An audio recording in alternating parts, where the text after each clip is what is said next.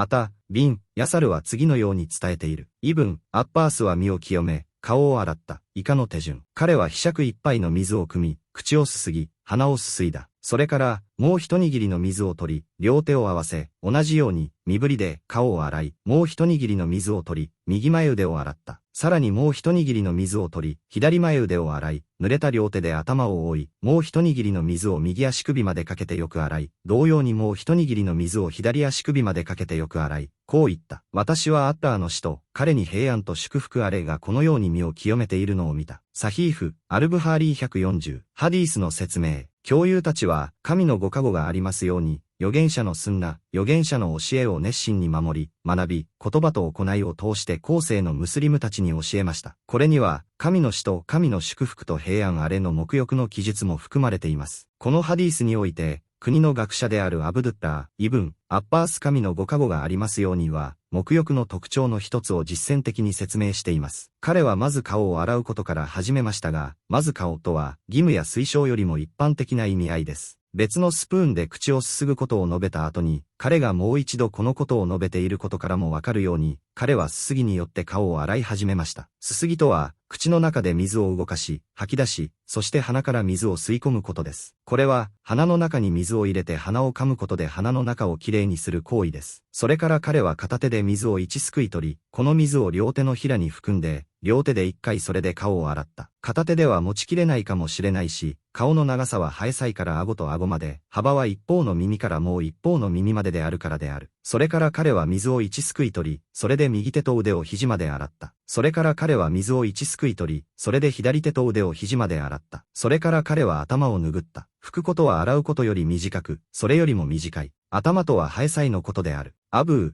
ダーウードの伝承ではこうある。それから彼は水を1すくい取り、手を振って頭を拭いた。アブー、ダーウードの別の伝承ではこうある。彼は頭と耳を外側と内側の両方から拭いた。それから彼は水を1すくい取り、それを右足に振りかけた。つまり彼は足を洗うまで少しずつ水を注いだということである。それから彼は、伝承にあるように、もう一握りの水で左足を足首まで洗いました。こう言われています。水を洗うではなく、水をまくと述べているのは、水分が過剰になりがちな体の部分の水分減少を説明するためかもしれません。これは、洗うまでという彼の発言によって裏付けられており、まくことが洗うことを意味している証拠です。そして、彼が終えた後、アブドゥラー、イブン、アッバース、アッターの慈悲がありますように箱を言いました。私はアッターの死と、アッターから平安と祝福がありますようにが身を清めるのをこのように見ました。彼の身を清める、アッターから平安と祝福がありますようにことは、預言者、アッターから平安と祝福がありますようにの身を清めることを模倣し、従うものであり、アッターの死と、